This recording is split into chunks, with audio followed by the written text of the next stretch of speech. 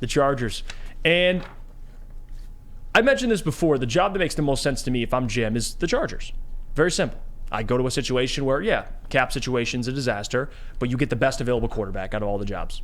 Oh, by far. So, and if you're Jim, he's getting up there in age. He sees what his brother's John doing with Lamar freaking Jackson, a 2-time MVP, and he thinks to himself, well, if I'm going to get back into the NFL, I got to have an elite quarterback. I got to compete now.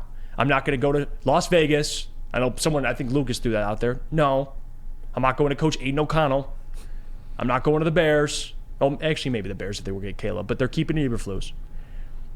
I think that the Chargers makes the most sense. It does. And there's even rumors that they're looking at the assistant general manager. And I have to double check this. I want to make sure I get my facts straight here.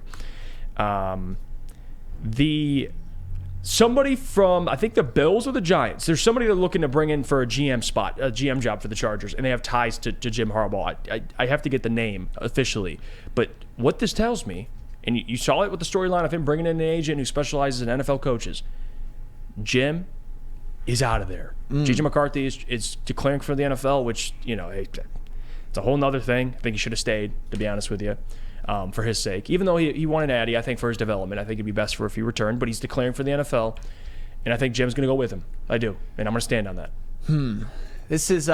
This is interesting because obviously I want Jim Harbaugh to be back. I think he is the greatest coach in Michigan football history, the greatest football figure in Michigan football history, and I will continue to say that until somebody usurps him, which I don't believe will ever happen because that is how much I respect Jim Harbaugh, bringing a national championship back, bringing the Michigan program to a level where even during the time around 1997, it had never been this good. 3 consecutive wins over Ohio State, 3 consecutive Big Ten championships, and a national championship. 3 college football playoff appearances. So that is all great. I will forever be grateful for what he's done to the program no matter what should happen. And that's kind of the mindset that I'm in right now. I'm still on that high from the national championship. I'm still just a satisfied fan in a lot of ways, but he might leave.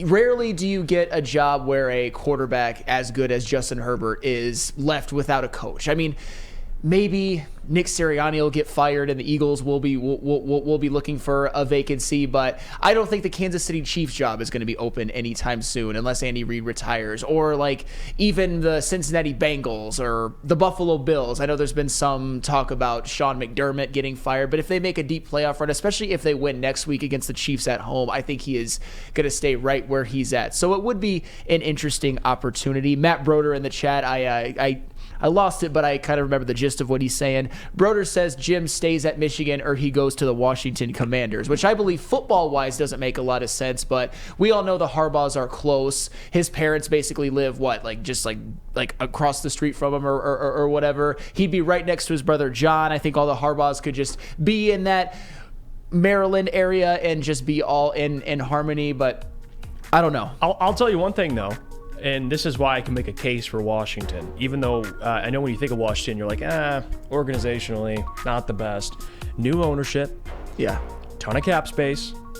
They have the number 2 overall pick. That's true. And they have a lot of draft picks. So they have a lot. That is a treasure chest of assets